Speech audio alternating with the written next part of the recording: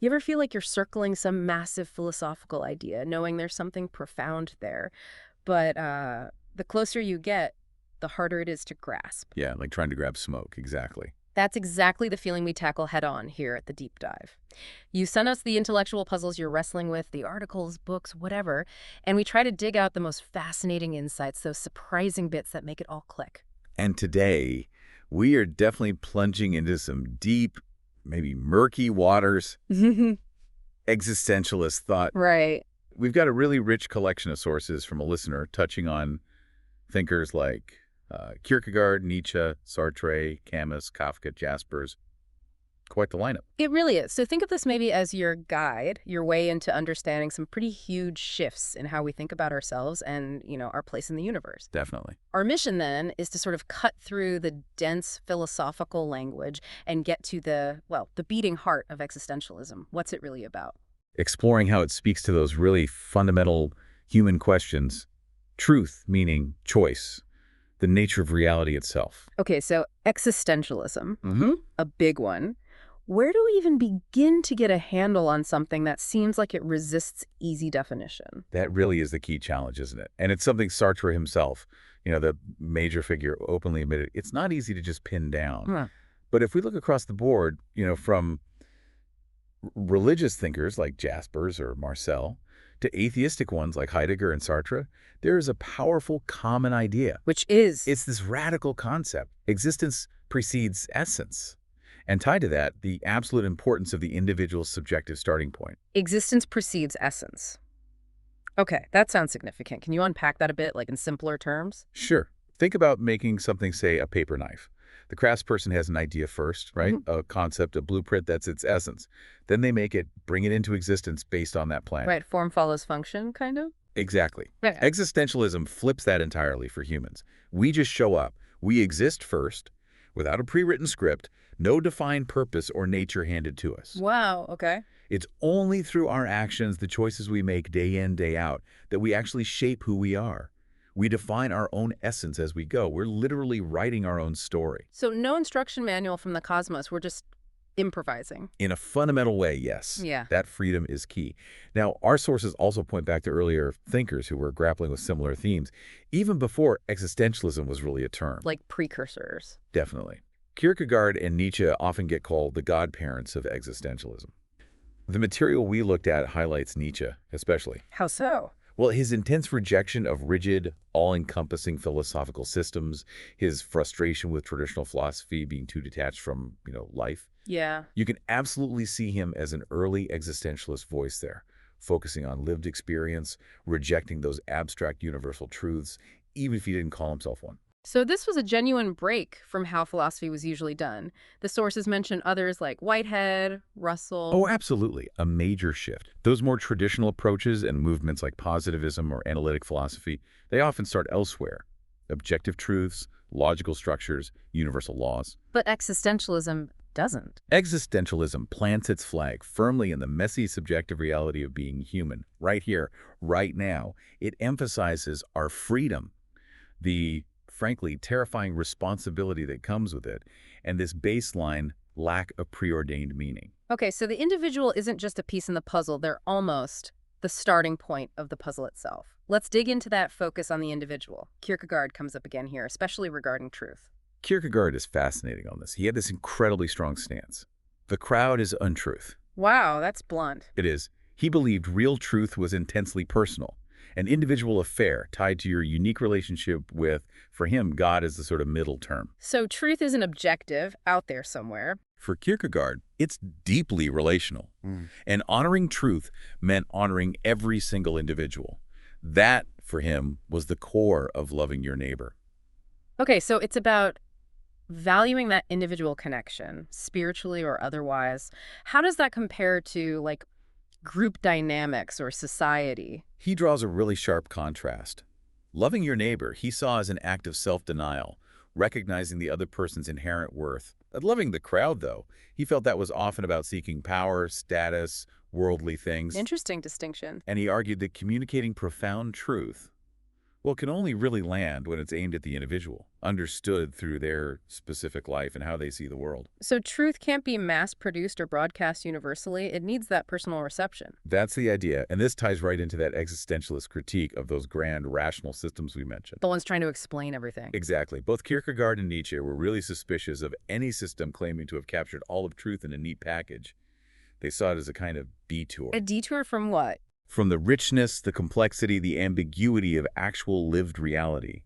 Kierkegaard famously said, a philosopher's thought should be the house he lives in. Not just some abstract theory. Right. It has to be deeply connected to your existence. It shouldn't be this detached ivory tower thing. It has to be lived. Okay.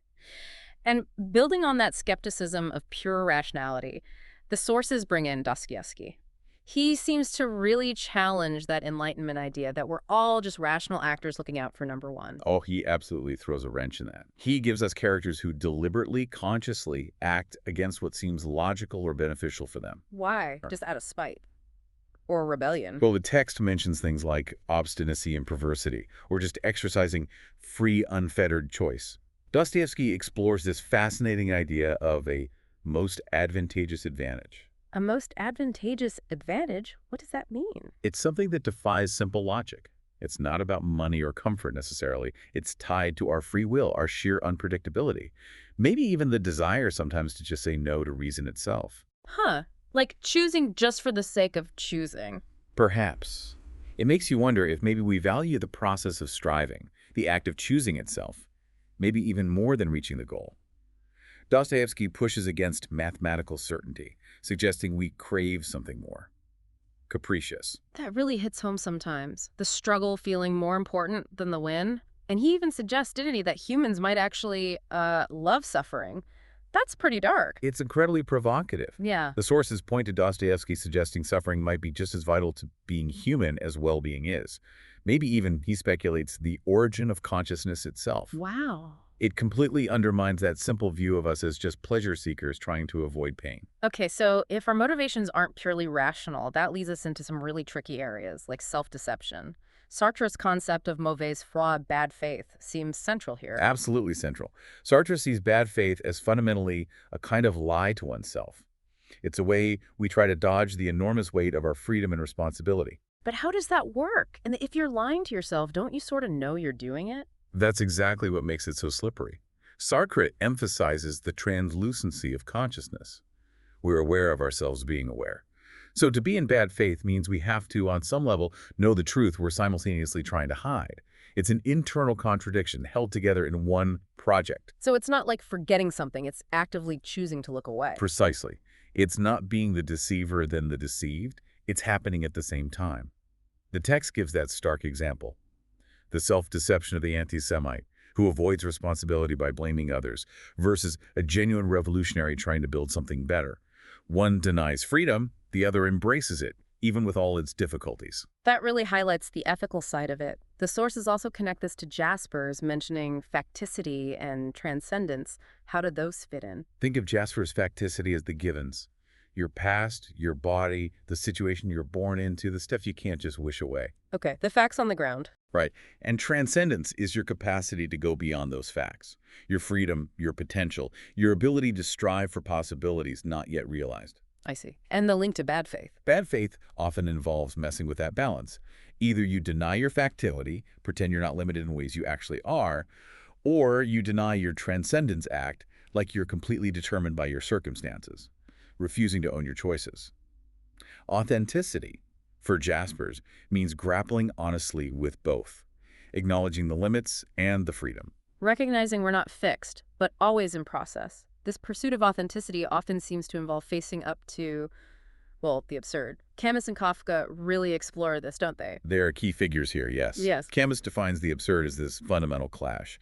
On one hand, you have humanity's deep-seated need for meaning, for order, for answers. And on the other, The universe is complete indifference. It's silence in the face of our questions. The sources use the Sisyphus myth so powerfully here. the guy rolling the rock uphill forever. Exactly. Condemned to this eternally pointless task. It seems like the ultimate image of futility. Utterly soul-crushing. You'd think so. But Camus finds something remarkable in it. He sees Sisyphus achieving a kind of rebellious joy, a meaning, precisely through his conscious awareness of the absurdity. Ow. By just accepting it? More than accepting by defying it through consciousness. Hmm. The text mentions his silent joy. He knows the rock will roll down, he knows it's pointless by external measures, but in the moment of turning back, fully aware, he is superior to his fate. He owns the struggle. So the meaning isn't in success, but in the conscious, defiant effort itself. That's Camus' argument. It's a triumph of the human spirit over meaninglessness. Now Kafka, as the source notes, paints a similarly senseless world, possibly symbolizing the death of God with works like The Castle. Leaving humanity lost. Adrift in a world without clear divine guidance or inherent purpose, yeah. And his stories, his parables like the Imperial Message or the one about the law, they're deliberately ambiguous. They resist easy answers. Reflecting the uncertainty of it all. Exactly. Which leads us nicely into another crucial existentialist theme, the huge role of perspective and interpretation. Nietzsche really hammered this home. What was his take? Nietzsche went as far as saying interpretation is the only way we genuinely know anything. There's no single objective truth just sitting there waiting for us. We actively create meaning through our perspectives. So reality is subjective. Or at least our experience of reality is inescapably filtered through our interpretations. It echoes Schopenhauer's point, mentioned in the sources, about needing the overall picture to make sense of individual facts. And the sources mentioned Kleist reacting very emotionally to Kant about the uncertainty of truth. Yes. Kleist's despair shows how deeply personal these questions can be. It highlights that idea of judging philosophy by how it resonates in your holiest depths, not just by pure logic. Jaspers adds that our understanding is always shaped by the history and tradition we're part of. Speaking of Jaspers, the sources mentioned his personal journey influencing his focus on communication and the self. Absolutely. Jasper's own experiences, maybe even his work in psychopathology initially, led him to focus intensely on the challenges of real human connection.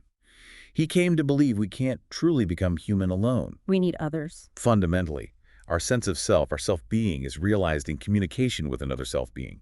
He saw solitude as important, a source, but stressed the need to return to community, to connection. So it's a balance between inner life and outward connection. Precisely. He acknowledged the deep human drive for genuine connection, for total revelation, but also the difficulty, the pain involved. His big philosophical works weren't about giving objective answers, but about clarifying encompassing the fundamental ways we experience being, like being in the world, or consciousness itself, or that sense of transcendence. Okay, nearing the end here, the sources bring up Nietzsche again, but this time on death, his idea of free death. That's intense. It is. Nietzsche's concept of free death is about choosing your end consciously, dying at the right time in a way that fits your life's goals, maybe even serves as a final statement or gift. Instead of just fading away. Right. He contrasts it with dying too late, clinging on past your peak, or dying too early, unfulfilled. He talks about a victorious death that inspires those left behind. Like controlling your own narrative to the very end. Something like that. Knowing when to take your leave with honor. Not letting yourself be eaten after you no longer taste best, as he puts it quite vividly. Yeah. It links to his whole idea of living dangerously, embracing challenge for growth and enjoyment. Finally, the sources touch on Nietzsche's view of nihilism, not just despair, but something rooted in our values. Exactly. This is a really important point in Nietzsche. He argued nihilism, the collapse of meaning, the sense that nothing matters, wasn't just caused by, say, social problems. No, then what? He saw it as the logical, almost unavoidable consequence of our dominant Western values, specifically Christian morality. How could Christian morality lead to nihilism? That seems counterintuitive. Because, Nietzsche argued, Christianity placed such a high value on truthfulness. Its own relentless drive for honesty, when finally turned onto Christian interpretations of the world themselves, would eventually reveal them as, well, as interpretations, not absolute facts. So the search for truth undermines the very system that promoted it. That's the provocative idea. The highly developed will to truth, fostered by Christianity, ultimately exposes what Nietzsche saw as the shaky foundations of its own moral framework. This growing skepticism about morality itself, he thought, was a key driver behind the rise of nihilism. Wow, that turns things on their head. We have covered so much ground today, from defining existentialism or trying to choice, truth, bad faith, the absurd perspective, all the way to death and nihilism. It's a huge landscape, but you see those recurring threads, right? The absolute focus on individual existence and choice, the constant questioning of neat systems and absolute truths, that difficult dance between seeking authenticity and facing self-deception, confronting a silent universe. and the power of our own perspective. Absolutely. And this deep dive, like all of them, is really just aiming to open doors, offer some paths into these really complex ideas. Hopefully, it encourages you, the listener, to maybe go back to the sources, explore these thinkers more on your own. Definitely. So maybe something to chew on as you go about your week. Hmm. Think about that tension in your own life Yeah. between your freedom, your choices, and that ongoing search for meaning, whatever that looks like for you. Yeah. How might these perspectives we discussed offer a new angle on your own experiences, your own decisions? And maybe ask yourself, what's your most advantageous advantage? That thing that guides you, even when it doesn't seem strictly logical to anyone else, what drives those unique choices? Great question. And remember, if you've got sources, readings, ideas you're grappling with and want us to explore, please send them our way. We love tailoring these dives to what's sparking your curiosity.